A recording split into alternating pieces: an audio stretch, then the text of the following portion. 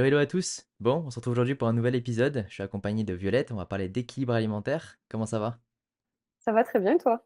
Ça va, nickel.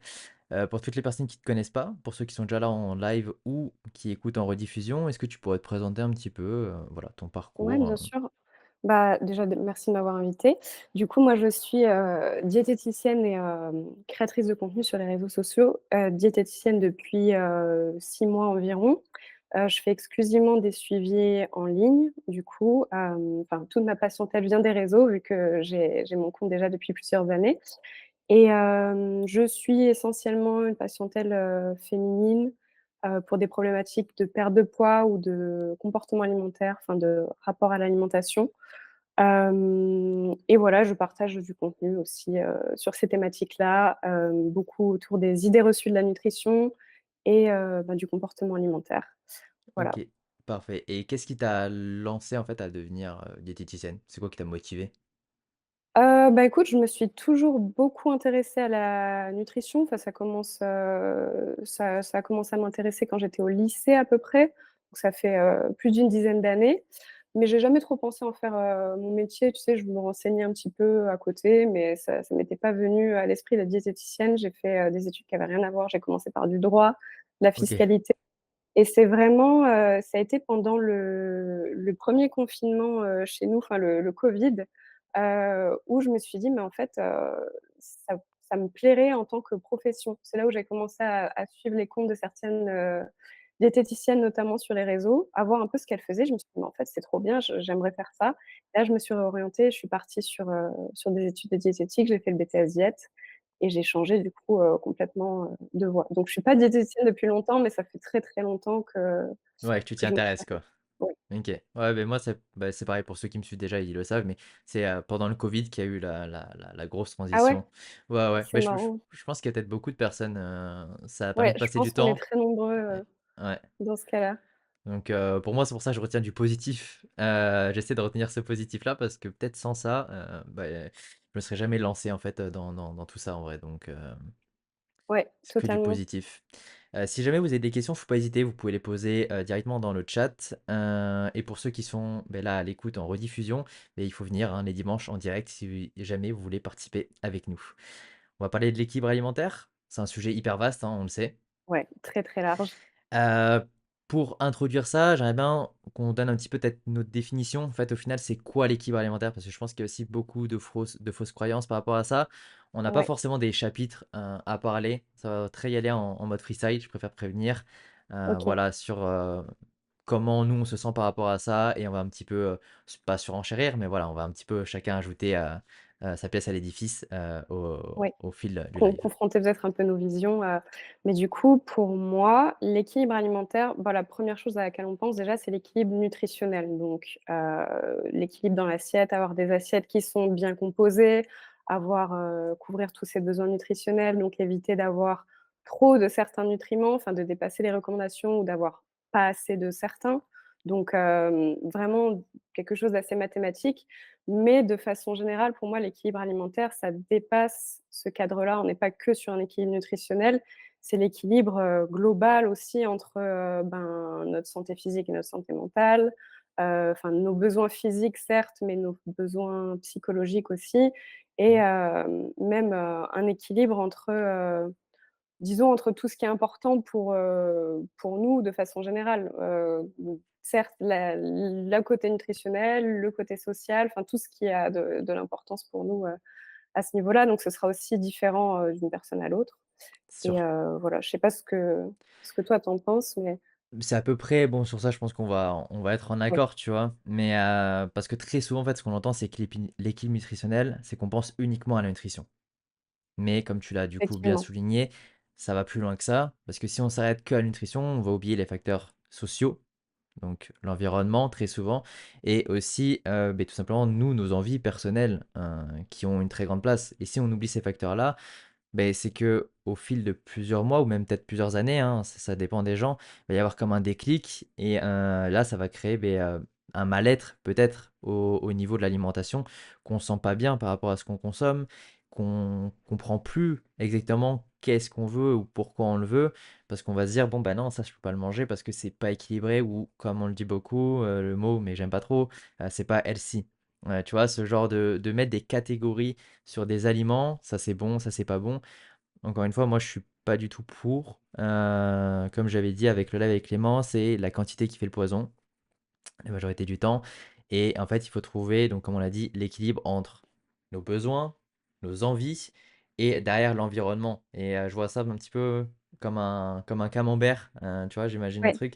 Et que voilà, il faut en fait tout simplement réussir à le remplir sans forcément faire passer en priorité trop certaines choses au détriment d'autres. Exactement, c'est un équilibre à trouver entre tous nos besoins et certes, on a nos besoins physiologiques, donc avec, certaines quantités de nutriments, de calories et cetera. Mais on a nos besoins, comme tu disais, sociaux, gustatifs, émotionnels et cetera. Enfin, on est des humains et pas juste des robots qui Mm. intégrons certaines quantités de nutriments. Donc forcément, la nutrition s'intègre dans un cadre de vie global et dans notre équipe de vie. Et il faut que, comment dire? Qu'elle apporte du positif de façon générale. Enfin, il faut que ça améliore notre qualité de vie globale et pas, uniquement, l'aspect, physiologique, nutritionnel et cetera. Et c'est vrai qu'au début, quand on commence à s'y intéresser, on a tendance à beaucoup se focaliser sur ça, à Ouais. oublier des fois un petit peu le reste et je pense que ça explique pas mal, d'échecs aussi sur le long terme, Mm. quand cette partie-là finit par prendre trop de place et par, écraser le reste. Bah, au final, moi, mon avis là-dessus, c'est que très souvent, quand on n'a pas un bon équilibre, c'est là où ça risque de déclencher le fameux yo-yo, en fait, après une perte de poids. Parce que bon, ben, je prends exemple, hein, mais il y a plusieurs années, on allait forcément pointer du doigt que c'était la faute des régimes, le fait de faire forcément un déficit ou autre, qui allait provoquer ce fameux yo-yo, parce que c'était trop agressif. Mais au final, c'est pas parce que c'est trop agressif, parce que c'est trop ceci ou trop cela, c'est parce que c'est mal fait. Ça peut être agressif Ouais. et bien fait au final. Et ça, c'est encore compliqué, je pense, à comprendre pour beaucoup de personnes, qu'un déficit, t'es pas obligé de mourir de faim, t'es pas obligé de supprimer certains aliments. Ça peut être santé tout en étant en déficit, tu vois? Ouais, tout à fait. Mais de toute façon, il y a aussi tout un débat autour de ça, entre ceux qui sont à fond pour, se focaliser justement sur la nutrition, sur la perte de poids, limite, enfin, tu sais, tout ce qui est, la perte de poids, c'est de la volonté, il Ouais. faut une bonne hygiène de vie et ceux où c'est l'extrême inverse, où dès que tu parles de perte de poids, non, malheur, ça va mal se passer, tu vas forcément reprendre le poids perdu, tu vas forcément dégrader, ta santé mentale, tu vas forcément négliger certains de tes besoins Mmh. et justement, pour moi, l'équilibre, ben, c'est déjà de mettre un peu de la nuance dans tout ça et de dire: «Ben, on peut on peut avoir les 2. On peut avoir Ça. une alimentation qui est globalement, enfin, bonne d'un point de vue nutritionnel, sans pour autant négliger, nos autres besoins, notre santé mentale et cetera et justement, c'est trouver cet équilibre entre les 2 et trouver, l'équilibre où on se sent bien, où on a, comment dire? Où on a rien qui est trop, négligé et d'une personne à l'autre, ben, ce sera pas forcément exactement la même chose aussi. Ouais. C'est propre à chacun. Bah, ça, parce qu'on parle du coup des besoins, mais déjà qu'on a tous des besoins différents, on a tous des envies. Et ces envies, en fait, elles varient de par nos préférences. Et celles-ci, elles sont tout simplement créées, je pense, majoritairement pendant notre enfance, notre adolescence, comment on a grandi, en fait, notre environnement. Et quelque chose qui est très souvent négligé, mais je sais que toi, tu en parles sur tes réseaux, c'est que quand on a un objectif physique, bah, ça peut être compliqué selon l'environnement qu'on a, de l'atteindre. Je parle surtout d'une perte de poids parce que quand, peut-être comme à l'heure actuelle, on essaie de perdre du poids sans s'interdire certains aliments et qu'on va venir en consommer certains, on peut toujours avoir des remarques un petit peu négatives, de l'entourage, que ce soit des proches ou juste des collègues de travail ou autres. Je prends le fameux exemple de, bon, bah, voilà, tu es en perte de poids parce que tu dois perdre du poids pour une raison de santé ou pour un objectif, qu'importe et tu vas venir consommer un aliment industriel ou un aliment transformé, tu n'es pas à l'abri et c'est quasiment très souvent que ça peut arriver, avoir des remarques dessus sur: «Ah bah, tu veux perdre du poids, mais tu manges ça». Ouais, effectivement, bah, la perte de poids, comme tu le dis, ça dépend d'énormément de facteurs. Il y a vraiment tout l'environnement qui est à revoir si on veut perdre du poids. Il n'y a Mmh. pas seulement la partie nutrition. Il va effectivement y avoir, ben, notre entourage, nos proches, le sommeil, la partie un petit peu émotionnelle, comment on se sent dans notre vie de façon générale. Est-ce qu'on est dans des dispositions mentales pour s'engager dans une perte de poids? Ouais, Tous ces éléments-là et effectivement, notre environnement direct aussi, si on est très exposé à la nourriture et cetera et les remarques des gens, c effectivement, ça fait partie des choses qui peuvent, un peu bloquer certaines personnes. Mais j'ai envie de te dire, les remarques, on les a dans tous les cas. Parce que les personnes justement qui ne vont pas enfin, quand tu manges, comme tu dis, un produit industriel, tu vas avoir des remarques: «Ah mais tu veux perdre du poids, mais pourtant tu manges tel produit». Si tu le refuses, tu peux avoir des remarques du genre: «Oh c'est bon, tu saoules avec ton régime, ouais. ah c'est bon prends-le, ça va». Enfin, donc dans tous les cas, je sais que enfin moi mes patients me disent quoi que je fasse, j'ai toujours des gens qui vont me faire une remarque, Mmh. parce qu'ils estiment que c'est pas la bonne façon de s'y prendre et cetera. Et ça, c'est dommage parce que, en fait, c'est le ce que j'aime beaucoup en nutrition, c'est qu'il y a énormément à apprendre, aux gens. Mais en fait, c'est aussi que c'est un sujet que tout le monde peut peut en parler, tu vois? C'est très simple, hein, tu vas au travail ou en repas de famille, tout le monde, va donner un petit peu ses infos sur la nutrition, ou autre, tu vois?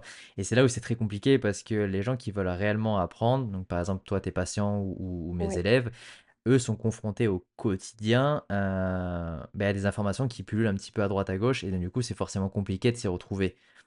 Toi, c'est quoi que tu c'est très conseilles compliqué, ouais. quand justement ces gens-là, sont un petit peu perdus, tu vois, dans ce, flux d'informations? Bah, ça, c'est vrai que c'est une grande question qui revient tout le temps. Comment on démêle un petit peu le vrai du faux? Ouais, Comment on s'y retrouve? Parce que comme tu dis, tout le monde a des conseils sur la nutrition, que ce soit nos amis, nos proches, même sur les réseaux, les personnes dont c'est la profession ou en tout cas qui ont un compte dédié à ça, vont avoir des avis, divergents, ouais, contradictoires ouais. ou, enfin, c'est très difficile de s'y retrouver là-dedans. Moi, je pense que déjà partir sur la base de qui est un minimum formé, qui a un diplôme, qui s'est vraiment renseigné sur le sujet, c'est peut-être une première étape. Après, c'est pas parfait non plus parce qu'il y a des personnes qui sont autodidactes, qui relaient de très bonnes informations, des pros de santé diplômés qui disent absolument n'importe quoi, donc c'est pas non plus un critère infaillible. Mais déjà de s'adresser à un diététicien, à un coach sportif pour l'aspect sportif et cetera, plutôt que d'avoir le conseil de notre collègue, ou de même d'un ami, de notre maman et cetera. Ça peut être une bonne base. Après, c'est quand même assez difficile. Qu'est-ce que tu dirais Ouais, toi, moi, en pour, s'y fait, retrouver? très souvent, ce que déjà je les conseille, c'est dès que une personne affirme quelque chose, mais que c'est juste une expérience personnelle, parce que c'est très Ouais, souvent le cas de tonton Richard, à Noël, qui va donner son conseil. C'est parce que lui, bah, il a testé ça ou c'est la voisine du voisin, tu vois? Moi de ne pas écouter les conseils personnels, de ce genre-là. ouais, c'est vrai. De même et mais par contre de ne pas forcément rentrer en contradiction parce que les gens qui vont affirmer ça très souvent sont peut-être des personnes, voilà, de la famille ou des proches et tu peux pas leur faire changer d'avis parce que eux ils ont vécu cette expérience-là de cette manière-là et c'est ça qui les a fait changer selon eux. Donc nous, enfin Ouais. pas quand je parle de nous, je parle des gens, qui sont peut-être nos élèves ou nos patients, vous pouvez pas aller contredire cette personne-là, il y aura pas suffisamment de temps ou autre, ça sert à rien. Donc faut acquiescer, dire: «D'accord», mais de pas forcément retenir ça, peut-être de retenir à la limite le fait et là de s'adresser quand vous allez prendre rendez-vous avec un diététicien en consultation ou autre et dire: «Voilà, j'ai des proches qui pensent ceci, cela, qu'est-ce que toi Ouais, tu en bien sûr. penses?» et que là d'écouter la justification. Pour moi, c'est comment on se justifie? Est-ce que c'est parce que la personne l'a testé sur soi-même ou parce que ce qu'elle dit, c'est avéré par des faits, simplement par des preuves? Encore une fois, je prends l'exemple connu, du déficit calorique. On peut pas aller à contresens de ça. Voilà, il y a des preuves qui font que, on peut pas dire l'inverse parce que, beh, c'est prouvé à l'heure actuelle. Il y a plein de sujets, on peut pas affirmer ça, hein, Ouais. mais ça, c'est le cas et je pense que ça peut être ce genre de conseil, moi, que je vais donner, de prendre son temps, de pas, écouter n'importe qui et que si on a des doutes, de poser des questions soit à l'informateur, s'il est professionnel, de pas hésiter à commenter ou autre. De toute façon, l'espace commentaire, il est toujours là pour ça ou même en privé, si la personne, bon voilà, peut répondre ou si la personne n'est pas professionnelle, dans ce cas-là, de ne pas écouter, de retenir ça et d'en parler à un professionnel, par la suite. Ouais, effectivement, ben, même ces personnes-là qui vont donner des conseils, comme tu disais, un proche, quelqu'un de la famille, en réalité, ne savent même pas elles-mêmes pourquoi ça a vraiment marché. Certains vont dire: «Bah, moi, «Regarde, j'ai perdu 10 kilos parce que j'ai enlevé les féculents le soir». Elle en est Mmh. convaincue. En réalité, c'est pas vraiment pour cette raison-là que ça a fonctionné. C'est juste que son ressenti à elle, c'est que c'est cet élément-là qui a fait la différence chez elle et donc de commencer effectivement à vouloir invalider ça, à lui dire: «Non, mais en fait, c'est pas parce que tu as enlevé les féculents le soir, c'est parce qu'il y a eu un déficit calorique, machin, machin». Bon, c'est assez compliqué.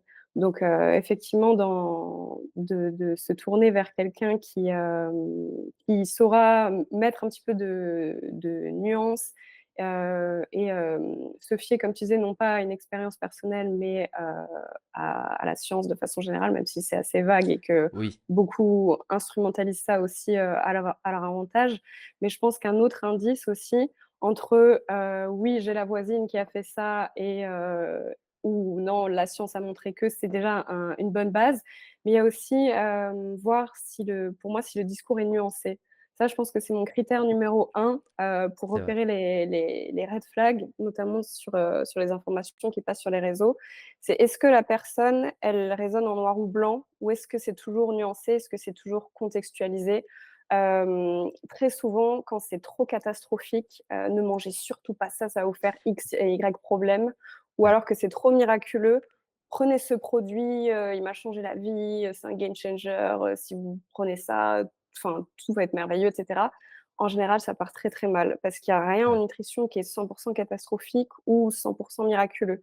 Donc quand l'info est trop extrême dans un sens ou dans l'autre, qu'elle est pas nuancée, qu'il y a pas de «oui, mais dans certains cas, mais si la personne est dans telle situation», en général, pour moi, 9 chances sur 10, même plus, que, on soit pas sur une info fiable.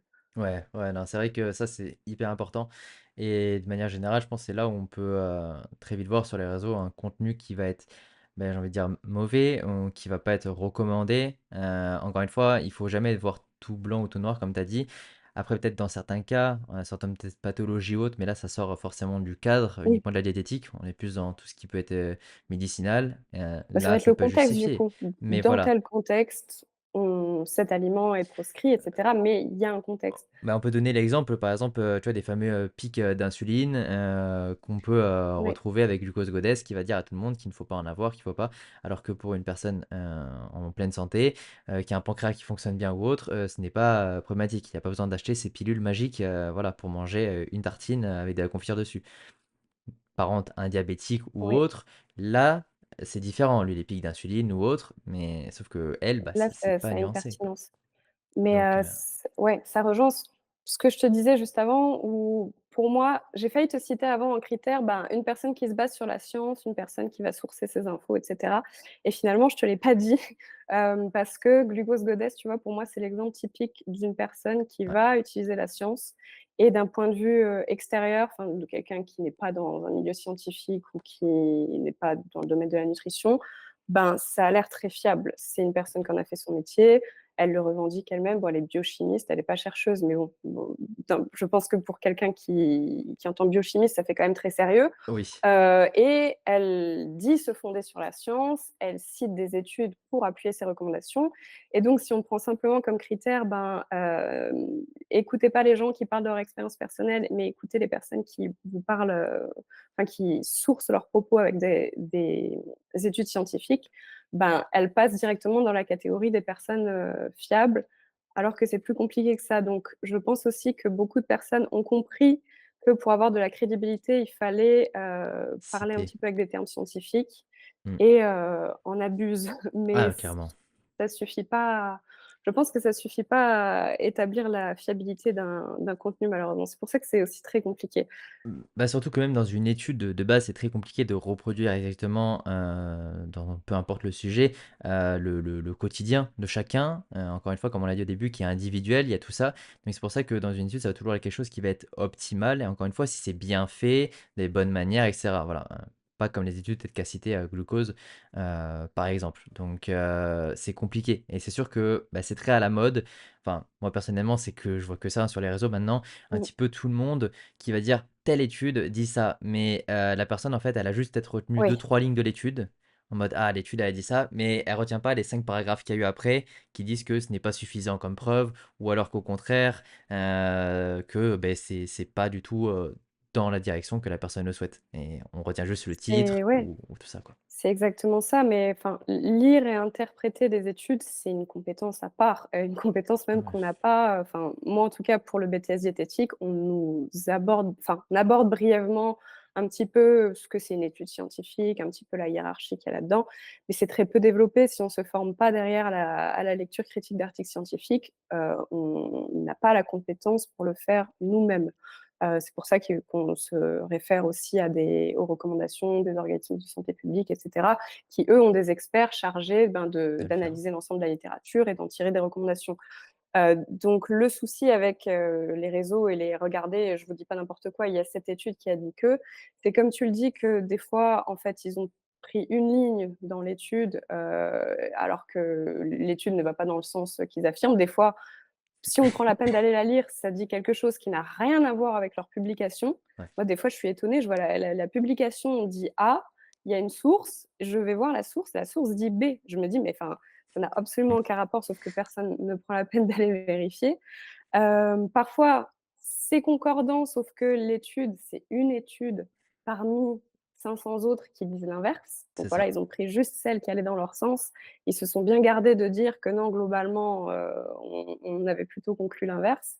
Donc c'est très, très, très délicat et là, honnêtement, pour se repérer là-dedans, après savoir qui cite les bonnes études, qui les interprète bien, c'est très compliqué. Je pense qu'un un indice peut-être, ce serait de voir, si ça va un petit peu justement dans le sens des recommandations de santé publique de façon Ouais, générale, à l'échelle nationale ou mondiale, ou si ça a l'air d'être complètement, incohérent, si ça part complètement à l'opposé. Je prends un exemple, très simple, limite caricatural, le régime carnivore, j'en étais c'est tout sûr. l'inverse de ce qu'on nous recommande actuellement.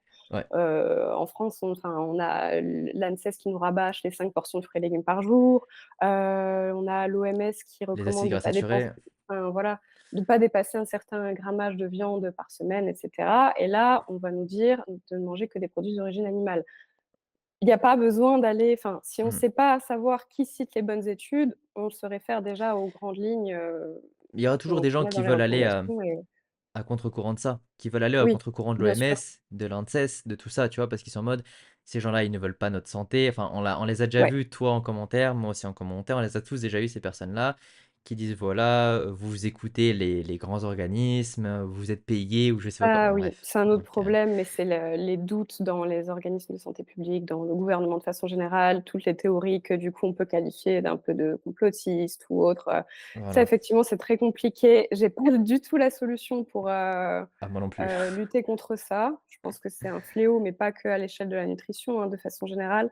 Ça, c'est très, très délicat. Mais on va dire pour une personne, enfin voilà, extérieure à tout ça, juste qui entend passer des choses dans son entourage, on dit: «Ah moi j'ai entendu parler du régime carnivore, je suis en train de le faire» et cetera. Si elle ne sait pas trop est-ce que c'est une bonne idée ou pas, juste de repartir vers, des choses simples, d'aller, Mmh. sur le site Manger Bouger, de regarder les recommandations vraiment, les plus simples et les plus standards qu'on a.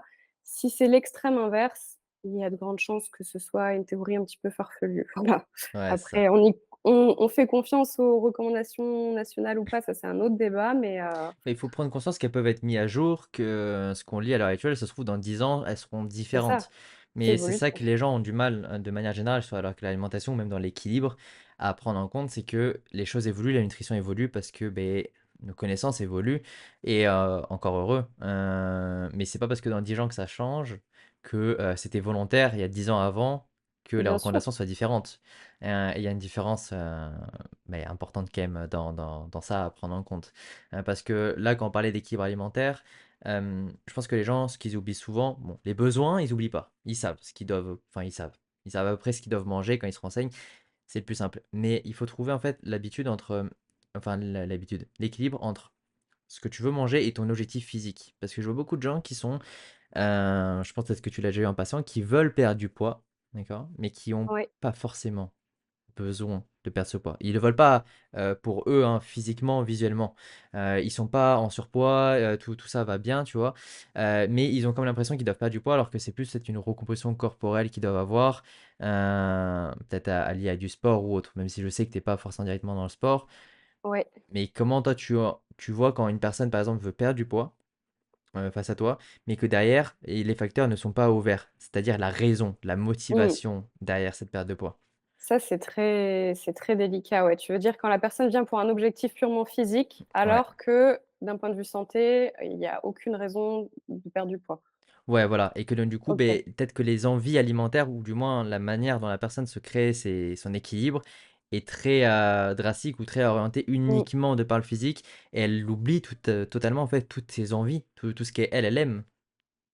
Bah, ça effectivement, je pense que c'est la majorité de mes prises en charge. Alors ça dépend, j'ai certains patients qui viennent justement en ayant déjà conscience de ce problème, en disant: «Voilà, moi je suis obsédé par mon poids, je veux à tout prix en perdre, mais voilà, j'y arrive pas, j'enchaîne les régimes et puis, je suis pas bien comme ça, je voudrais retrouver un rapport plus sain avec la nourriture». Donc on se dit: «OK» et on est déjà dans une démarche de, ben, arriver à changer un petit peu ça, à prendre du recul, à honorer les autres besoins et cetera. Ça, c'est, j'ai envie de dire, le plus simple parce Mmh, que le patient vient déjà dans cet objectif-là. Mais parfois, c'est pas le cas et du coup, il faut arriver à l'orienter vers ça, sans être trop brusque. C'est-à-dire ouais, s'il peut y avoir, comme tu dis, des gens qui disent: «Bah, voilà, moi je viens, je voudrais perdre 10 kilos». La personne a un poids totalement normal, sain. Je pose toujours des questions, «OK, est-ce que vous avez déjà fait 10 kilos de moins? Est-ce que c'est un poids que vous avez déjà maintenu?» «Ah non, jamais. Je n'ai jamais fait ce poids-là, je l'ai jamais maintenu». Des fois, j'ai réussi à m'en rapprocher, mais j'ai tenu ça quelques mois, pas plus. Et là, c'est très compliqué parce que si tu y vas de façon très abrupte, «Ah non, mais vous pourrez pas faire ce poids, hein, c'est pas possible, et puis c'est dangereux pour vous». Bon, déjà la personne, tu la reverras pas, tu vas pas la faire changer d'avis, elle va juste aller voir quelqu'un d'autre pour, perdre ce poids-là. ouais, Donc c'est assez délicat. Moi, en général, j'essaie de comprendre ce qui se cache derrière cette envie de perdre du poids. Je demande ouais. toujours: «En quoi c'est important pour vous de perdre ces 10 kilos?» Et là, on voit, ben, parce que je me sens pas bien dans mon corps, parce que ceci, parce que cela. Très souvent, comme tu dis, c'est en lien avec, parfois l'apparence, la confiance en soi et cetera et du coup, ben, de d'intégrer, comment dire? D'intégrer l'objectif de perte de poids dans un objectif plus global, de dire: «OK, en fait, ce qui est important pour vous, c'est d'agir pour, votre, féminité, c'est de prendre confiance en vous». Ben, on va voir ce qu'on pourra mettre en place au cours du suivi pour aller dans ce sens-là, sans que tout le focus soit aussi sur le poids. J'essaye Mmh. aussi de, faire prendre conscience de certains dangers. Et après, j'essaie de poser un petit peu des questions du type: «Ben, OK, quand vous aviez du coup, quasiment ce poids-là, que vous avez maintenu pendant quelques mois, comment ça s'est passé pour vous? Comment vous étiez à cette période-là? Est-ce que vous étiez bien? Pourquoi ça a pas duré?» «Ah bah, ça a pas duré parce que j'avais faim tout le temps, parce que je craquais». Mmh. «Ah oui, mais» et cetera et d'essayer d'amener la personne pour qu'elle-même se rende compte que son objectif est peut-être pas le plus approprié pour elle, mais c'est sûr de l'invalider directement en disant: «Non, non, ça c'est pas bon pour vous, ce qui est bon pour vous, c'est de garder ce poids-là», c'est pas Bah, ça ça a pas marche marché pas. et elle va t comme tu as dit, elle va chercher jusqu'à trouver quelqu'un qui va lui amener Oui, à cet objectif, même si, beh, il est pas recommandé pour elle et tu vois, par ouais, rapport, du coup, à ce que tu disais, je pense qu'il est hyper intéressant, attends, à la fin, oui, donc par rapport, du coup, à la perte de poids, si la personne, elle perd ses 10 kilogrammes, exemple, mais qu'elle arrive pas à ouais, le maintenir, c'est que c'est pas que peut-être le poids est pas fait pour elle, mais encore une fois, c'est que ses habitudes, ses envies, elle, au quotidien, ne matchent pas avec ça. Derrière, on peut avoir des gens qui vont avoir un très grand appétit, qui vont adorer certains types d'aliments, qui sont peut-être plus riches en termes ouais, d'apport. Donc forcément, ça va rendre plus compliqué un maintien de poids qui va être plus bas. Parce qu'on sait, si on perd 10 kilos, beh, notre métabolisme va être un petit peu moins gourmand. Derrière, peut-être qu'on va avoir moins d'énergie. Et surtout, si jamais en plus on mange pas des aliments qu'on aime, on va pas être motivé, tu vois, au quotidien. De se dire, bon, bah, tu sais déjà que c'est une grosse charge mentale pour moi de manger des choses qui me plaisent moyennement et de me priver des choses que j'aime. Tu vas pas avoir envie de peut-être te dépenser, d'aller faire du sport ou autre parce que tu vas pas avoir le moral là-dedans. Moi, je suis beaucoup dans l'optique de dire: «OK, donc du coup, tu veux perdre du poids». Déjà, moi, ce que je remets très souvent, je sais pas toi par rapport au poids, à la prise de poids, c'est, comment tu te sens quand tu vas sur la balance? Tu vois? Est-ce que tu y vas avec la boule au ventre? Est-ce que voilà, dès que ça varie, ça va aborder toute ta journée ou même toute ta semaine? C'est la relation qu'il y a avec ça. Moi, très souvent, ce que je recommande, c'est que si on n'est pas à l'aise avec le poids, c'est de se peser forcément le moins possible, dans un premier temps et d'être plus à l'écoute des sensations que nous, on va avoir, peut-être en termes d'énergie, comme on veut bouger, est-ce qu'on se sent bien dans notre peau aujourd'hui? Est-ce que voilà, parce que moi, j'ai des fois, j'ai des clientes qui se trouvent bien, qui se trouvent belles et elles vont se peser. Elles voient un chiffre qui a un tout petit peu monté et d'un coup, bah, on est Oui, plus belle, tu vois? Donc ça déjà, il y a un travail à faire. Ou alors ce que j'aime bien leur faire comprendre, c'est de se peser pendant une semaine juste tous les jours, ce que j'ai déjà fait et de en fait, prendre conscience de la variation que une personne qui n'a pas d'objectif de perte de poids ou de prise de muscle ou de prise de poids, peu importe, qui veut juste maintenir son poids, mais c'est une personne qui va très souvent, énormément varier dans la semaine. Parce que si tu as un régime alimentaire équilibré, c'est-à-dire que le lundi, tu vas peut-être manger, quand j'ai des chiffres pour, contextualiser, voilà, 1 400 calories parce que, le lundi, tu bouges pas beaucoup, tu as pas beaucoup faim. Peut-être que le mardi, tu as CrossFit et tu vas manger 2 000 calories et cetera. Donc déjà, rien qu'à partir de là, si tu écoutes vraiment ton équilibre alimentaire, tu vas jamais manger les mêmes quantités par jour, à peu près. Tu vas être dans une fourchette et donc déjà à partir de là, ton poids va varier et c'est tout à fait normal et je trouve que c'est, un bon facteur quand notre poids, fluctue un petit peu, tout simplement au fil de la semaine et que à la moyenne est toujours à peu près la même parce que ça veut dire que tu écoutes majoritairement tes envies, tu vois, dans la semaine. Je sais pas toi ce que tu en penses de ça?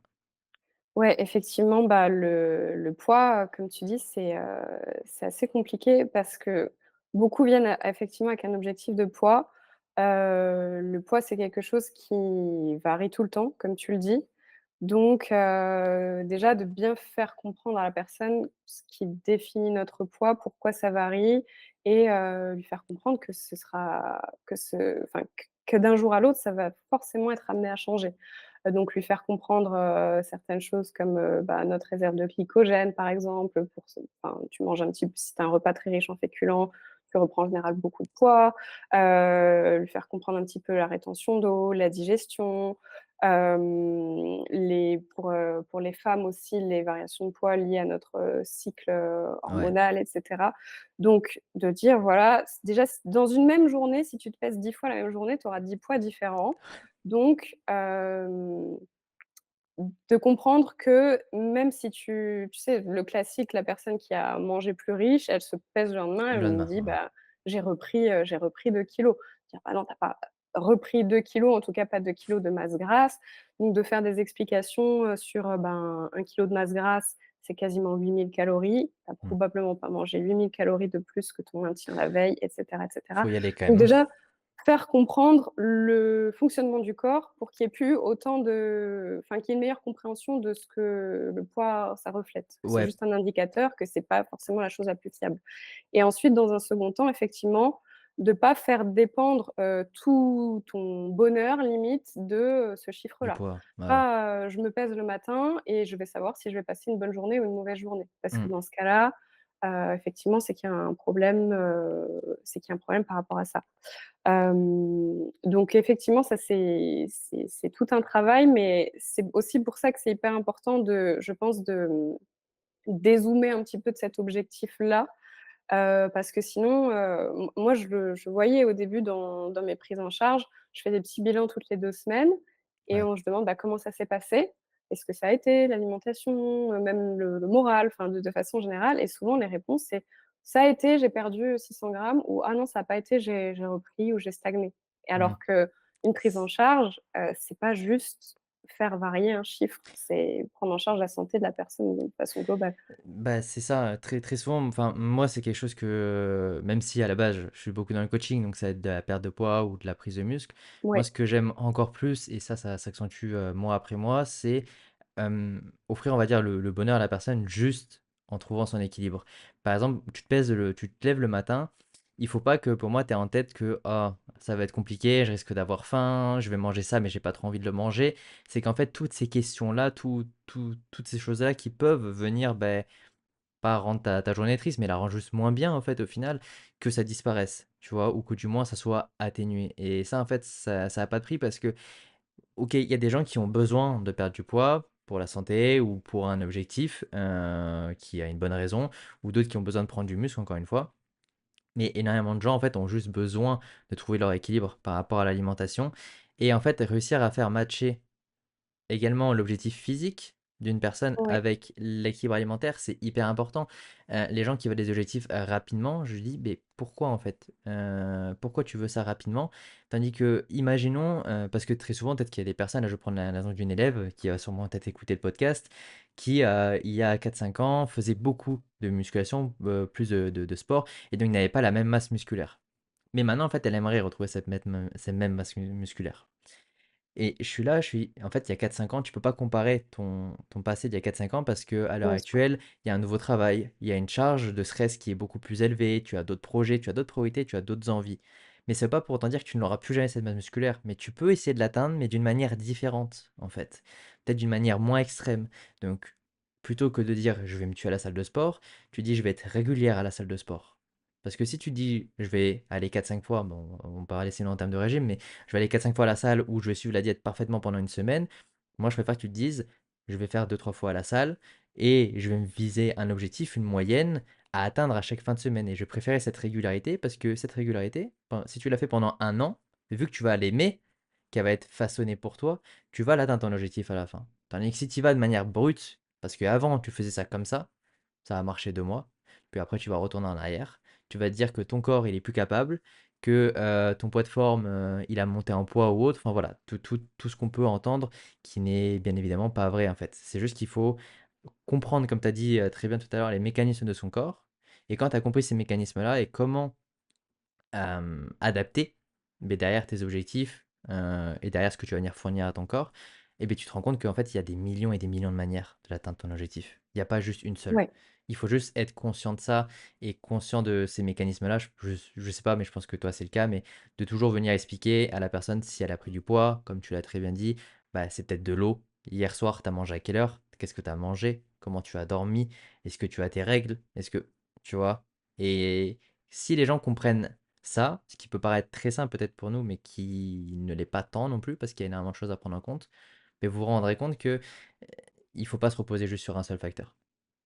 ouais, exactement et puis la nutrition, comme tu dis, elle doit se greffer à notre rythme de vie. Elle doit c'est à notre nutrition de s'adapter à nous et pas à nous de tout, modifier dans notre vie pour pouvoir matcher, Bah là-dedans. ouais, C'est à notre nutrition de nous correspondre et pas l'inverse et ce que tu disais avant, c'est hyper important, OK, peut-être que je vais pas pouvoir faire 2 heures de muscu tous les jours, mais peut-être que je vais pouvoir en faire, 1 heure, un jour sur 2, par exemple. Enfin, comment dire? De pas, et dans le foutu pour raisonner en tout foutu? ou rien. Ouais, Ouais. Moi, ça, je pense, c'est la problématique numéro un que j'ai avec mes patients, ouais, c'est le foutu pour foutu et le noir ou blanc, tout ou rien, enfin, vraiment le manque de flexibilité, on va dire, là-dedans. Parce que très souvent, quand on démarre un suivi, déjà, on est très motivé, on a un pic de motivation au début et en plus, on veut faire les choses vraiment parfaitement.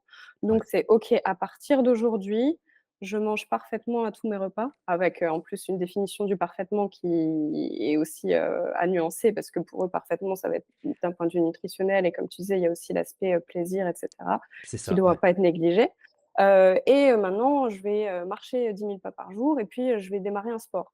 Je dis: «Waouh, ça fait beaucoup de changements là d'un coup». ouais. Enfin, moi, c'est des gens qui parfois ne sont sédentaires, font pas d'activité physique, qui ont pas l'habitude de cuisiner et cetera. Je dis: «OK, c'est super comme objectif, mais on peut y aller étape par étape et en plus, très souvent, ça tient pendant 2 semaines et ensuite, ben, forcément, on n'arrive pas forcément à tenir le rythme et là, il suffit qu'il y ait un raté pour eux Pour eux, ouais. et en fait, il y a plus rien qui tient. Donc on Mmh. arrête, on marche carrément plus, on cuisine plus rien, on fait plus attention à rien et souvent c'est, une alternance entre, soit, tout faire parfaitement, soit ne rien faire et c'est ce que j'essaie de leur expliquer à chaque fois, c'est: «OK, tu as un idéal en tête, peut-être qu'il y aura des jours ou des semaines où ça se passera très bien, où tu seras dans une bonne configuration, dans ta vie pour le faire et où tu y arriveras et des fois où ce sera pas possible et dans ce cas-là, tu fais au mieux par rapport au contexte dans lequel tu es. Si aujourd'hui tu avais prévu de faire 1 heure de sport, que tu peux pas faire 1 heure de sport, mais que peut-être que tu peux faire un quart d'heure, fais un quart d'heure. Si aujourd'hui tu peux pas faire du sport, est-ce que tu peux, sortir, marcher, 10 minutes? Si tu peux pas du tout, ben, est-ce que, le lendemain tu peux? Et dans ce cas-là, tu reprends, tranquillement le lendemain. Si, si tu manges, 0 fruits et légumes moi, je te dis, dans un repas équilibré, il faudrait que tu aies des légumes à chaque fois. J'ai des patients qui veulent en mettre à tous les repas. S'il y a un repas où ils en ont pas eu, ils arrêtent. Je dis: «Bah non, si tu passes de 0 repas avec des légumes à 3 repas dans ta semaine avec des légumes, tu es déjà amélioré, tu vas déjà vers le mieux. Donc c'est positif, c'est pas un Ouais. échec parce que je vais avoir: «Ah ben, j'ai raté, j'en ai mis qu'à 3 repas dans ma semaine». Bah, c'est mieux que la semaine d'avant, du coup. Donc voilà, de aussi beaucoup mettre en perspective les objectifs qui se fixent, d'avoir plus de souplesse et de pas, laisser tomber dès qu'il y a quelque chose qui ne s'est pas déroulé comme il l'avait prévu. Ah bah, c'est Après sûr. voilà, de voir aussi, bah, est-ce que ce que tu t'imposes là, c'est vraiment réaliste? Est-ce que c'est adapté à toi? Est-ce qu'on peut pas, y aller un peu plus doucement et cetera? Enfin Ouais, voilà. mais tu vois, par rapport, juste ce mot que tu as dit à la fin, d'être réaliste, je pense que c'est très compliqué pour certaines personnes. Peut-être, voilà, à cause de plusieurs facteurs, hein. Ça peut être les réseaux, ça peut être les magazines, ça peut être tout ça, qui font miroiter des fois, peut-être des physiques ou autres, d'une certaine manière. Tu vois? Je pense que ça influe Oui, beaucoup. Il y a certainement pas que ça. Mais en fait, ouais, être réaliste avec l'objectif, mais pas que. C'est aussi comment on veut l'atteindre, l'objectif. Parce que comme tu as dit, moi, ça m'arrive très souvent que des gens disent, «Je veux un suivi entraînement et nutrition», et je vois que la personne, elle s'entraîne jamais et que ouais, derrière, côté nutrition, pareil, tu vois? Elle fait pas du tout attention, elle sait pas ce qu'elle mange ou autre. Je vais toujours être là, je fais: «Non, on commence juste nutrition et dans 2 mois ou 3 mois ou quand on se sentira prêt, on ajoutera le sport». Mais si je te donne un plan de sport à suivre 3, 4 ou 5 fois semaine, un plan de nutrition et tout, comme tu l'as dit, tu dois préparer ta nutrition, tu dois enfin préparer ta meal ouais, prep ou autre. Ça te prend une charge mentale énorme et ça, c'est énormément sous-estimé. Et si jamais tu te focalises uniquement sur ça, comme on l'a dit en début de live, tu vas t'oublier toi, en fait. Qu'est-ce que toi, tu as envie de faire dans la journée? Peut-être que, je sais pas, si tu as des enfants, tu voulais aller te balader en vélo, tu vois, avec eux, enfin plein de choses comme ça que tu faisais d'habitude, des choses que tu aimes. Tu dessiner, tu aimes jouer, et ça, du coup, tu l'oublies pendant plusieurs semaines pour ça. Pas parce que, tu ne veux pas, mais parce que en fait, tu ne trouves plus le temps, parce que c'est trop de choses nouvelles pour toi à appliquer d'un coup. Moi, je préfère, voilà, comme on l'a dit au début, c'est un camembert et on greffe, mais tout ça, toutes ces petites choses-là à ton quotidien pour que ça matche et que ça fasse un bel ouais. équilibre. Bah, c'est ça et il faut voir, comme tu le dis, à partir du moment où on met en place des changements, que ce soit, dans nos habitudes de vie, que la nutrition, le sport, être moins sédentaire, se coucher plus tôt, enfin, peu importe le changement qu'on veut mettre en place, c'est pas facile, ça demande des efforts de changer Ouais, ses habitudes, donc ça demande une certaine disponibilité mentale. Donc il faut voir aussi si la personne est aussi dans un bon contexte pour se lancer là-dedans. ouais. Moi, j'ai aussi des personnes qui veulent démarrer un suivi et c'est déjà très compliqué pour eux. Il y a déjà d'autres problèmes à régler pour eux, professionnellement, ils sont dans un déménagement, ils ont déjà des problématiques, des enfants à gérer et cetera. Ouais, des fois, ça peut Heu, être un couple pas ouais, stable ou enfin plein de choses comme ça qui font que, tu vois, et il ça vient faut voir, complexifier la chose. Des projets ouais. professionnels, imagine, tu veux évoluer, ta priorité, c'est le professionnel, tu dois travailler 60 heures par semaine. C'est ça, le temps libre. Moi, j'ai eu un patient qui avait un rythme de vie très, très, très chargé, quasiment pas de temps pour lui et en fait, ben, à chaque fois qu'on fait un bilan, «Est-ce que ça a été? Est-ce que vous avez pu, tester cet exercice-là? Est-ce que vous avez pu cuisiner?» «Non, j'ai pas eu le temps, j'ai rien pu faire, j'ai pas eu le temps, j'ai même pas eu le temps pour moi». Il y en a qui me disent: «J'ai même pas le temps d'aller aux toilettes, donc j'ai pas eu le temps de m'occuper de ça». Bah, là, effectivement, c'est très compliqué. Moi, je vais pas lui Mmh. dire: «Ah ben, vous abusez, vous auriez pu au moins, prendre le temps de faire ça» et cetera. Pas du tout. Mais est-ce que dans cette situation-là, la personne est, dans un état d'esprit, qui est compatible avec un suivi? Parce que comme tu dis, ça demande d'avoir une certaine disponibilité, une certaine, énergie à consacrer à ça. Et moi, j'aime bien leur imager, ça avec une sorte de jauge, comme si on avait, c'est comme dans les jeux vidéo, une barre, qui représenterait un petit peu notre, énergie ou la Ouais. volonté qu'on a à investir sur une journée. Bah, chaque chose que tu fais dans ta journée, cette jauge se vide un petit peu. Est-ce qu'à la fin, il te reste encore, comment dire? Une certaine marge pour te consacrer à tout ça? Mmh. Est-ce que aussi tu as envie de vider toute ta jauge au sport, à la préparation de tes repas, à réfléchir à tout ça et ne plus avoir, comme tu disais, de temps à consacrer pour, des sorties, des passions et cetera, parce que tu mets toute ton énergie là-dedans? Oui, Donc voilà, c'est des choses, à prendre en compte et je pense que comprendre aussi la raison pour laquelle les certains changements ne peuvent pas être mis en place, c'est hyper important. Moi, c'est une des premières choses que j'aborde en suivi, parce que très souvent, je suis pas la première personne que mes patients viennent voir. Ou alors oui, ils ont déjà essayé d'autres méthodes, ils ont essayé par eux-mêmes, ils ont essayé des régimes, ils ont essayé, d'autres pros de santé et cetera. Je suis rarement, le 1er la première étape. ouais, Donc souvent, je demande: «OK, vous aviez déjà eu tel résultat, vous les avez pas gardés. Pourquoi?» Et 9 fois sur 10, c'est: «Ah bah, j'ai craqué, j'ai pas eu la volonté pour, j'ai pas réussi». C'est toujours propre à eux et ce que j'essaie de leur faire comprendre, c'est: «OK, mais pourquoi vous avez craqué?» Et ouais, très souvent, les gens aussi n'ont pas de connaissances suffisantes sur le comportement alimentaire. Ils ont les connaissances sur l'équilibre alimentaire. Ça, généralement, ils l'ont bien acquis. C'est rare que j'ai besoin de réexpliquer comment on compose une assiette et cetera. Enfin, je sais pas toi, mais moi, en général, ça les dépend. patients arrivent, déjà avec des connaissances nutritionnelles assez, solides. Il y a des petites choses à peaufiner, des fois, il Oui, y a des petites idées reçues, mais globalement, ils savent à peu près comment composer une assiette et cetera, les légumes, les féculents, les protéines. Bon, ça, il y a pas de souci, mais il y a très peu de connaissances sur le comportement alimentaire. Donc, par exemple, ils sont pas au courant que, effectivement, si tu réduis fortement l'apport énergétique ou si tu as des longues périodes de jeûne dans la journée où tu as pas de collation et cetera, ils savent pas quelles incidences ça va avoir. Donc ouais. je leur explique, ben, plus vous réduisez, plus vous allez avoir des pensées qui sont orientées autour de la nourriture, plus vous allez être sensible aussi à la nourriture quand vous allez en voir, quand vous allez en sentir et cetera. Et là, des fois, c'est: «Ah d'accord, c'est pour ça. Ah, c'est pour ça qu'en fait, j'ai envie de sucrer, c'est pour ça que je craque» et cetera. Je dis: «Ben, oui, il faut aussi savoir comment notre corps, fonctionne et du coup avoir, la bonne stratégie par rapport à ça». Beh, c'est hyper important parce que tout à l'heure, on a parlé de comprendre les mécanismes du corps et dans les Ouais. mécanismes, il y a justement ce comportement alimentaire et de pourquoi j'ai envie, par exemple, je donne un exemple connu, mais pourquoi j'ai envie de chocolat? Pourquoi j'ai envie de ceci? Pourquoi? Il y a toujours une raison, derrière. Alors des fois, c'est juste par rapport, ça peut aussi arriver par rapport au cycle menstruel, la faim qui augmente pendant ces cycles-là, la faim aussi qui descend. En fait, il faut toujours se dire que il y a un petit peu une logique derrière, bon, faut pas non plus trop vouloir la chercher, hein, parce que des fois c'est voilà, c'est le quotidien, c'est comme ça peut être du stress ou autre. Il faut pas non plus être là à toujours vouloir trouver, la logique à la petite bête.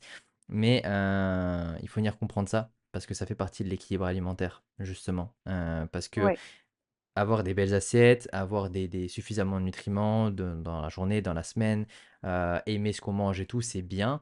Mais si derrière, bah, on a des comportements, on a des réflexes, hein, peut-être un petit peu, avec la nutrition qui posent problème, beh, derrière ça peut justement au bout d'un moment vraiment être problématique pour la personne, pour son équilibre. Parce que si tu comprends pas pourquoi, beh, tu envie de chocolat, mais tu en manges pas pendant des semaines et que d'un coup, beh, oui, tu te retrouves à dégommer une tablette alors que tu manges équilibré, tu vois? Ça se trouve, c'est tu manges mmh, ce qu'il faut, ouais, mais peut-être qu'il manque une petite chose, tu vois, à ça. Et moi, pour revenir à ce que tu m'as demandé, j'ai des clients, oui, quand même, qui je dois, bah, expliquer les bases, tu vois, de l'équilibre.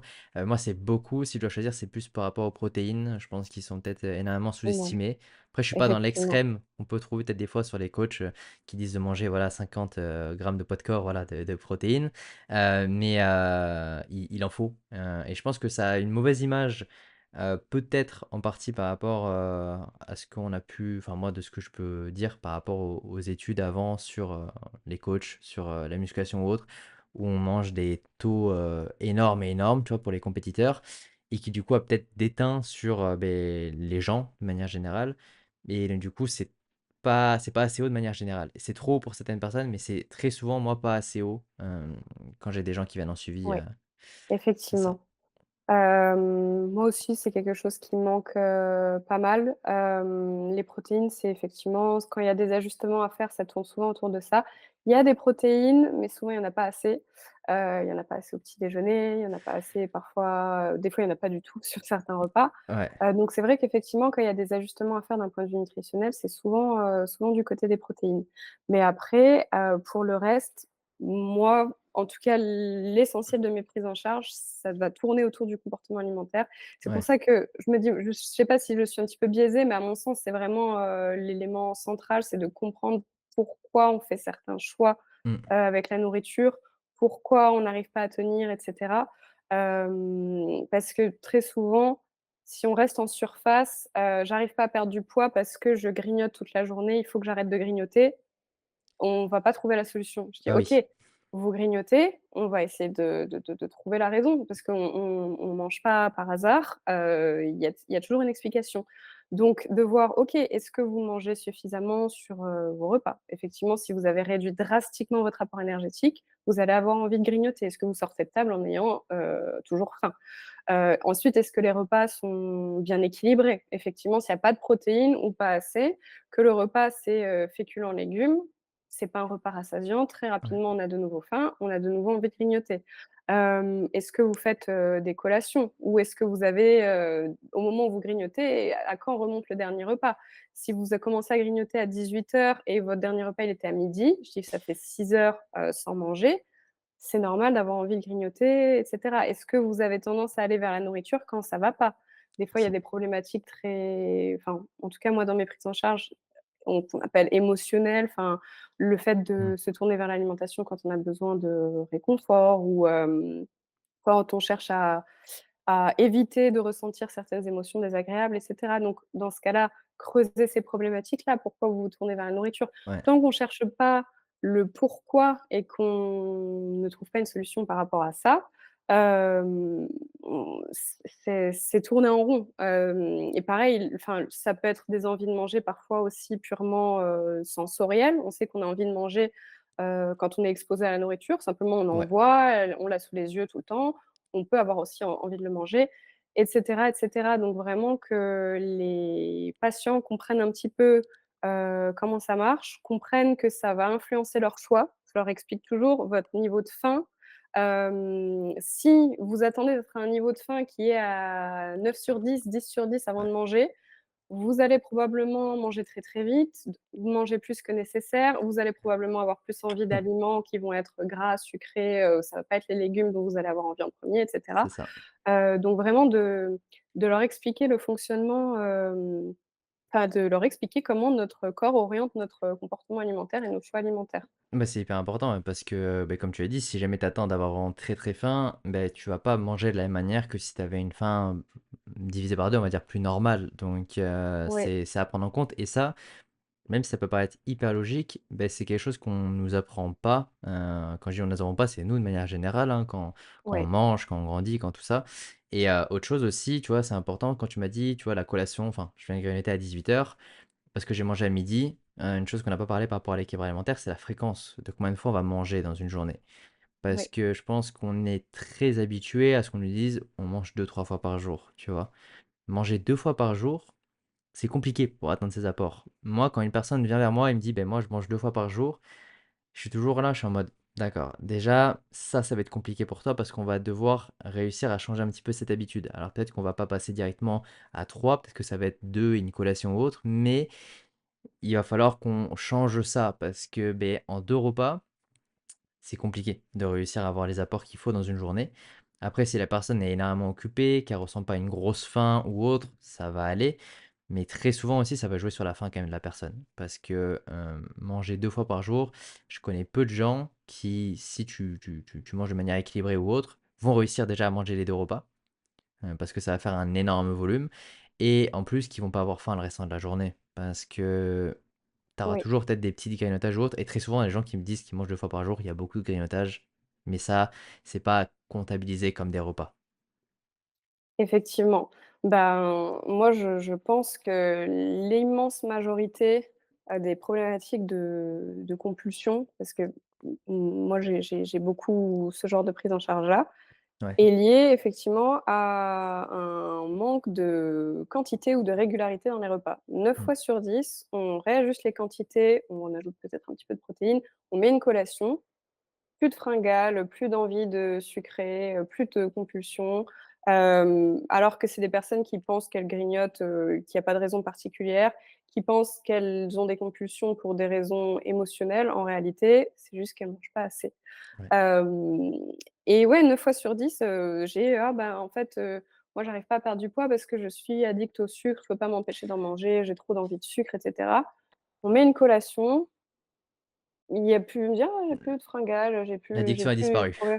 Ouais, 9 fois sur 10, c'est vraiment, du en ajustant l'alimentation, et comme tu dis, en ayant des repas plus réguliers, en ayant 3, 4, si besoin 5 repas par jour, Ouais. qu'on règle le problème. Et souvent l'appréhension, c'est: «Ah mais si j'ajoute des repas, je vais manger plus, donc je vais pas perdre de poids» et cetera. Alors que pas du tout. C'est en ayant de la régularité, ça évite de se jeter sur les repas, de manger super vite, d'avoir des grignotages, d'avoir des compulsions, de commander parce qu'on a la flemme de cuisiner parce qu'on a trop faim et Aussi. cetera. Et donc en fait, c'est totalement contre-productif de vouloir enlever le plus de repas possible et enlever le plus de quantité possible. Et Beh pareil pour, oh pardon, non, vas-y. Non, non, non, tu voulais vas-y, rebondir? t'inquiète. Mais je disais pour, il y a plein de paramètres comme ça, en fait, qu'on revoit. Et je me rends compte en même temps que je t'explique que la partie nutrition, c'est vraiment pas celle qui prend le plus de place. Il y a effectivement ça à revoir, les quantités, revoir la régularité et ce que tu disais avant aussi, voir si les repas sont plaisants. Ouais. Si les repas n'ont pas été satisfaisants, si on n'en retire aucun plaisir, généralement, on n'adhère pas à ce qu'on est en train de faire, on le garde pas sur la durée. Ou alors on finit notre repas, mais en fait, on n'a pas eu de saveur vraiment qu'on appréciait, donc derrière, on va continuer à manger des choses pour essayer de trouver la satisfaction qu'on n'a pas eue dans notre repas. Pareil, s'il y a des aliments qui sont complètement interdits, le jour où on y a accès, c'est là aussi, on n'arrive pas à gérer les quantités et Ouais. cetera.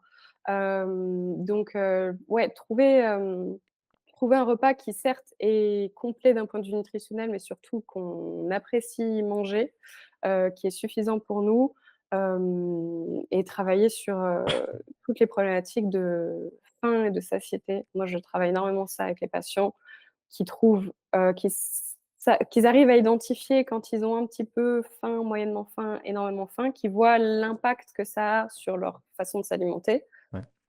Et qu'ils puissent aussi, à l'inverse, identifier quand ils ont plus faim. Parce que très souvent, moi, au début, ça m'arrive de donner des plans alimentaires et les patients mangent exactement ce qui est écrit sur le plan. Donc, s'ils ont encore faim derrière, ils vont pas se resservir. Si au contraire, ils avaient plus faim avant, par automatisme, ils vont finir l'assiette ou voire des fois, ils vont me dire: «Ah, j'ai eu du mal à finir, mais ça va, j'ai réussi quand même». Je dis: «Ah non, mais le but, c'est pas ça». Donc Ouais. d'arriver à, ce qu'ils écoutent mieux leurs signaux. Et comme tu le disais aussi, un petit peu au début du live, de qu'on n'a pas les mêmes besoins tous les jours. Ouais. Donc c'est possible qu'il y ait une journée où la personne ait plus faim et dans ce cas-là, il faut qu'elle mange un petit peu plus. D'autres, peut-être qu'on a moins d'appétit. Et quand on fait des plans alimentaires, on se base sur des moyennes. On te donne, une référence. Derrière, il C'est ça. faut le moduler, et avoir de la flexibilité par rapport à ça aussi. Ouais. Donc voilà, il y a énormément de paramètres à apprendre à gérer qui sont pas que de l'ordre de la nutrition stricte, quoi. Bah, c'est pour ça que c'est important, je pense, que de manière autodidacte, quand on a des connaissances, moi personnellement, bon, on peut se faire des plans à nous-mêmes, mais même honnêtement, à moi-même, tu vois, je m'en fais, mais tu vois, c'est parce que derrière, je sais pourquoi il y a ça et comment adapter ou autre. Mais quand une personne n'a pas les connaissances, tu peux pas prendre tout ça en compte. Tu vois, tout ce qu'on a énuméré depuis le début, Bien sûr, c'est vraiment pas possible. C'est pour ça que je suis toujours là à renforcer au fait de passer avec des professionnels, qui vraiment, beh, connaissent ce sujet, de pas hésiter à leur poser des questions et de pas sauter sur le premier inconnu non plus que vous voyez, tu vois, par rapport à ce sujet-là. Parce que des gens qui veulent gagner de l'argent sur la nutrition, il y en a beaucoup. La nutrition, ça parle à tout le monde en a besoin, donc forcément, c'est un business qui est très florissant. ouais, Donc il faut quand même faire attention à ça. Pour finir le live, moi j'aurais une petite question, que j'ai par rapport à la nutrition encore une fois et la perte de poids.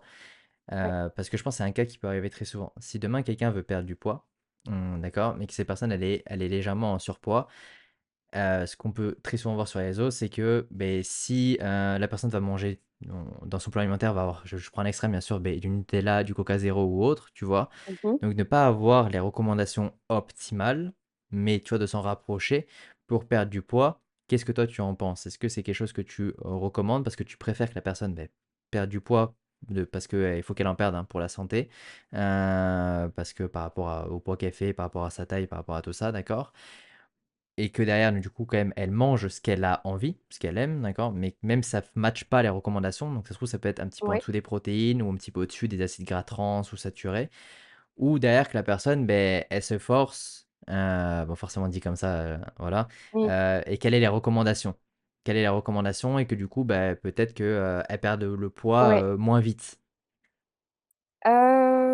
C'est assez S délicat comme question. Je pense que ce sera propre à chacun, À la personne, mais ouais. je pense que j'ai aussi un peu changé d'avis sur ça récemment parce que pour moi, la priorité, c'était quand même de pas perdre du poids au détriment de sa santé. Donc que si on mange, mal, mais qu'on perd du poids, mais qu'au final on mange entre guillemets «n'importe comment», ben, c'est pas forcément l'idéal. Sauf que, il y a des personnes qui ont fait ça. Hem, Tu sais je sais pas si tu en as entendu parler, mais qui ont voulu montrer que le déficit calorique marchait peu importe les aliments qu'on mange Ouais, genre et avec qui ont McDo, perdu du Subway, tout ça, poids quoi. ouais, qui ont perdu du poids en mangeant par exemple que au McDo ou en Mmh. mangeant que des bonbons, que des sucreries et cetera et donc leur poids a diminué et on aurait pu se dire: «Ouais, OK, leur poids a diminué, mais ils se sont flingués la santé au passage» et tous leurs marqueurs de santé se sont améliorés. Je pense notamment à comment il s'appelait? Mark Hobbs, quelque chose comme ça. Ouais, j'ai Il plus a le nom, perdu mais du poids qu'en mangeant, il me semble, des produits sucrés ou des choses comme ça et ses marqueurs de santé se sont quand même améliorés. Parce qu'une grande partie, comment dire? Des problématiques, de santé qu'on peut avoir sont quand même fortement corrélées au poids et au taux de masse grasse. ouais, surtout, ouais. Donc je pense que ce serait quand même plus bénéfique, en tout cas purement d'un point de vue santé, si on ne regarde pas, le reste, Ouais, de perdre du poids, quitte à ce que ça matche pas à 100 les recommandations et après, même d'un point de vue, équilibre personnel, peut-être que pour la personne, c'est aussi plus simple, dans un premier temps, d'essayer de se rapprocher un petit peu plus des recommandations nutritionnelles, quitte à pas les suivre à 100 et à pas mais de pas transformer radicalement toutes ses habitudes parce que je pense que ça peut aussi effrayer de se dire: «OK, là, je match aucune des recommandations, il ouais, faut que je transforme tout radicalement», de se dire: «OK, je vais essayer de m'en rapprocher un petit peu plus, mais même si c'est pas parfait, je vais dans la bonne direction, et après peut-être que je pourrais peaufiner et cetera. Mais de façon générale, il y a peu de gens dans la population qui de toute façon cochent toutes les cases, qui ouais. font les 5 portions de fruits et légumes par jour, la portion de poisson gras, les 2 produits laitiers par jour et cetera. Ça, c'est un idéal vers lequel on essaye de tendre, mais il faut garder en tête que voilà, même les pros de santé ne mangent pas parfaitement tout le temps et cetera. Bah Je oui. sais pas si toi tu me rejoins sur ça ou pas, mais Ouais, ouais, ouais, beh, on n'est pas optimal dans tout ce qu'on fait. Moi, je peux parler même ouais, côté entraînement, parce que je pense que c'est encore plus poussé côté entraînement, en mode, tu as souvent déjà entendu parler peut-être, du coup avec ton conjoint, mais tu sais, genre de faire tant de répétitions, faire tout ça, tu vois? C'est très, très, très comme ça. C'est de l'optimal, encore une fois, on vient isoler des études, des données qui disent ça, c'est parfait, mais le but, c'est pas de faire ça, c'est de s'en rapprocher, tu vois? Et donc ouais, c'est pour ça, ouais, je te rejoins tout à fait. Si une personne derrière doit perdre du poids, pour moi, la priorité, c'est la perte de poids. Alors forcément, de manger que des bonbons, ça me viendrait jamais à l'idée de le faire et je pense que personne, ça va être sauf très difficile, voilà, sauf si la personne ah, volontairement, c'est ce qu'elle veut, tu vois? Elle veut se challenger comme ce mec-là qui a fait ce test-là, c'est différent, c'est une expérience, mais je préfère largement prioriser la perte de poids et de pas être ouais, optimal, même si des fois ça fait mal sur certaines valeurs. On est en mode: «Bon, mais on va y aller progressivement», tu vois? Et par la suite, beh, surtout, au-delà de est-ce que c'est optimal, est-ce que c'est pas optimal, derrière de faire comprendre à la personne dans quel processus elle est, tu vois? En mode: «Bon, on fait ça» parce que si la personne fait ça de manière tout seule, quand elle va finir, peut-être qu'elle aura augmenté comme tu as dit, elle aura amélioré ses marqueurs, elle aura perdu du poids, mais si elle fait ça toute seule, bah, après elle va sûrement le reprendre, tu vois, le poids. Parce que le parcours qu'elle aura fait, ça lui aura pas créé une habitude, ça l'aura pas, aidé à trouver son équilibre. Moi, si une personne derrière je dois lui faire perdre du poids, je dis: «OK, on va faire ça». Je vais être cash avec lui, ou avec elle, je vais dire: «Bon, là, par rapport à ça, tu vois, on est peut-être pas optimal ou autre, mais c'est pas dramatique. La priorité, c'est ça». ouais. Et donc du coup, par la suite, on pourra voir si on peut le changer, si oui ou si non. Mais sache que tu peux pas être à 100 partout. Moi, je suis pas à 6 séances de sport par semaine, je fais pas 15 000 pas par jour. Enfin, tu vois, il y a pas voilà. Il y a peut-être des périodes dans ma vie où je vais être optimal, mais encore une fois, ça va fluctuer et une autre période de ma vie où je vais être optimal sur autre chose et cetera, tu vois? Et ça, faut réussir à faire prendre conscience, c'est le plus dur. Ouais, effectivement, C'est vraiment dur. de d'y aller étape par étape, Ouais. d'accepter que ce soit pas forcément toujours parfait Mmh. et heu et oui, que les recommandations de santé et cetera, ce sont des objectifs, qu'on peut garder dans un coin de notre tête, pour s'y référer, mais puis on va rarement, transformer ses objectifs radicalement, enfin sa nutrition du jour au lendemain de façon radicale. On essaie Oui. de voir, petit à petit, ce qu'on peut mettre en place et surtout on essaie de voir si chaque, changement, on peut le maintenir entre guillemets «à vie» ou pas. Moi, c'est Ouais. plutôt ça, je sais pas si toi tu l'as, mais Pour moi des fois on l'adhésion? me demande ça enfin, non, mais on me demande combien de temps ça va durer. En gros, Ah! je donne des conseils, on me dit: «OK, je vais devoir le faire combien de temps?» Je dis: «Ben, c'est il y a pas de durée en fait. À partir du moment où, tu n'appliques plus les choses qui t'ont permis de rejoindre un certain poids, ben, tu vas ne plus garder ce poids-là. Ouais. Si tu reprends tes anciennes habitudes, tu vas reprendre le poids que tu avais avec ces anciennes habitudes-là. Hem, donc moi, j'essaie de voir, OK, quand on met en place un changement, est-ce que je demande toujours aux patients: «Est-ce que vous vous voyez garder ce qu'on met en place à vie?» Ouais. Parce que des fois, c'est OK, je peux faire un effort, je peux Mmh. essayer de cuisiner pendant quelques semaines ou alors: «OK, cet aliment-là, je l'aime pas, mais je peux me forcer». Je dis: «Mais attendez, là, ce qu'on est en train de mettre en place, c'est quelque chose que vous allez garder, sur le long terme. Donc si Ouais. vous aimez pas cet aliment, on l'enlève. Vous allez pas tous les jours de votre vie, vous forcer à manger quelque chose que vous aimez pas». Oui, C'est pas bah, on n'est pas sur du temporaire, on essaye justement de mettre en place de nouvelles habitudes qu'on va pouvoir garder. Donc effectivement, on prend notre temps, c'est pas c'est on dit souvent: «C'est un marathon, c'est pas un sprint». Et on vérifie, comme tu disais, l'adhésion de la personne. Est-ce que ça match? Est-ce que vous voyez continuer ça ou est-ce que c'est trop pénible? Si c'est trop pénible, ce sera forcément temporaire et ouais, dans ce ça. cas-là, enfin, ça n'a pas un grand intérêt. Ah oui, c'est hyper important parce que de faire comprendre à la personne que, bah, si là, elle se force à l'heure actuelle, c'est pas la solution. Bah, sauf si c'est vraiment pour un objectif parce qu'il faut le faire Oui, maintenant. une date, une Mais voilà, compétition, c'est pas du tout la majorité, des cas, tu vois? Si, demain, beh, tu pas comme tu as dit, je sais pas moi, t'aimes pas, les haricots ou quoi, tu pas obligé de manger des haricots. Tu as plein de légumes, tu as plein de fruits. Tu peux en avoir des fois qui sont pas de saison, qui sont surgelés, tu vois? Enfin, il faut pas se limiter à une seule exactement. chose et voilà. J'espère que tu entendais pas dans le micro, tu entendais des petits ongles? Des petites mains? J'entends des petits bruits de pas, ouais, Ouais, ouais, mais bah, mais c'est ouais, Snow qui veut participer, c'est pour ça. Donc ouais, c'est important, de prendre ça en compte, et du coup, je sais plus ce que tu veux dire, donc si tu veux ben, je rebondir. pense que le maître mot de toutes les prises en charge, c'est vraiment la flexibilité. Très souvent, les gens Ouais, qui voilà. ne tiennent pas sur le long terme ou qui alternent entre tout ou rien et cetera, c'est vraiment la rigidité dans la façon de voir les choses, Mmh, et vraiment avoir de la flexibilité dans, la fréquence des entraînements, dans notre, façon d'anticiper nos repas, de les préparer, dans le choix des aliments, de savoir qu'il y a des périodes où on va être plus à fond, des périodes où on va un petit peu lâcher, de savoir que, une progression, c'est pas forcément linéaire et cetera et d'avoir, de la souplesse par rapport à tout ça, c'est ça qui fait qu'on tient sur la durée et c'est en mettant en place plein de petits changements et en les gardant longtemps que, qu'on arrive à notre objectif et pas en étant, hyper, drastique et en laissant tout tomber ensuite. Donc ouais, je pense que c'est, être flexible dans ses choix.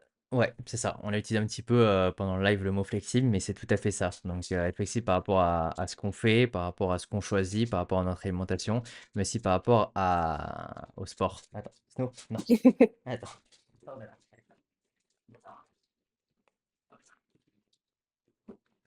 Hop. Voilà, bon, pour ceux qui me suivent, ils savent, c'est mon petit chien donc qui voulait Qui jouer. préfère envoyer.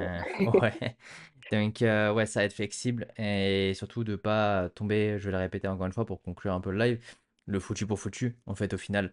Parce que si on est flexible, bah, on peut tout à fait comprendre que, ben on peut s'entraîner 10 minutes, 20 minutes au lieu de faire une séance de 30, 40 minutes.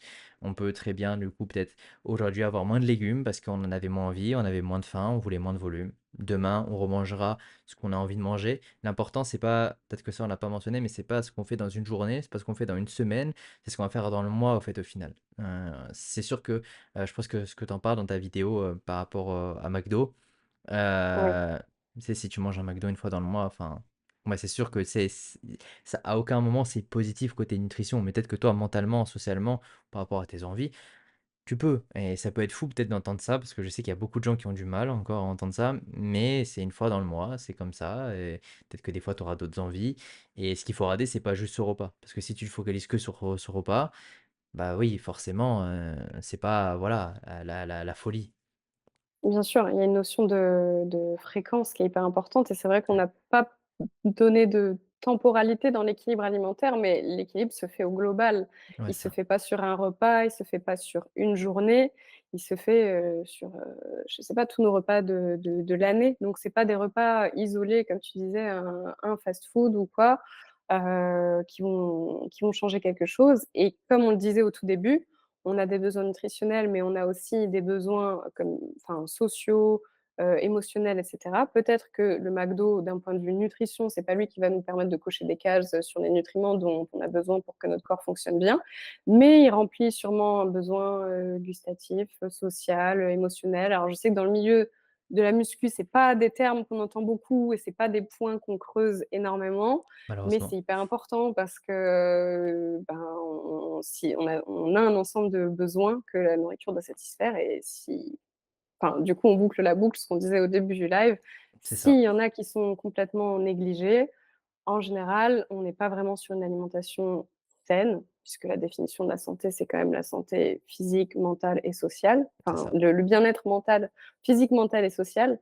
Donc pour moi, on peut pas parler vraiment d'alimentation saine si on est que sur l'aspect nutritionnel, que C'est sur sûr. l'aspect santé physique. Ouais, Voilà, non, c'est sûr. Et puis, bah, du coup, pour finir ça, parce que si tu manges ce McDo, c'est tout bête, mais ça se trouve, c'est ça qui va te permettre aussi, en fait, finalement, de garder ton équilibre les autres jours, parce que, en fait, tu l'as rentré, tu l'as intégré là-dedans, et c'est comme ça. Donc, beh, exactement. j'espère que tu as apprécié le live. Je sais que Bah oui, tu pas habitué enfin au live pro, donc j'espère que tu as bien aimé. ouais, j'espère que je me suis pas trop mal exprimée, que j'ai pas trop bégayé, mais oui, Pas c'est du c'est tout. pas le format auquel je suis, le plus habituée, mais c'est bien, ça change un petit peu et puis c'est un sujet qui est finalement très intéressant. Enfin, c'est Ouais, suffisamment vague pour qu'on aborde plein de thèmes différents et puis, c'est toujours intéressant aussi d'avoir le point de vue de quelqu'un d'autre c hem, qui travaille aussi sur ces problématiques-là. Donc, mmh. non, c'était très enrichissant pour moi. Carrément, mais j'ai beaucoup apprécié. Si les personnes qui auraient ça en rediffusion ou autre, vous laissez tout simplement un petit commentaire sur YouTube, sur Spotify aussi. Vous pouvez poser des questions si vous voulez tout simplement que j'aborde, peut-être avec Violette, d'autres sujets ou avec d'autres personnes. Vous pouvez nous le dire tout simplement en recommandation, parler de ce sujet avec telle personne ou autre. Ça fait toujours plaisir. Donc merci beaucoup à toi, Violette, Bah, pour merci ce pour live l'invitation. et à la prochaine. Ciao, ciao.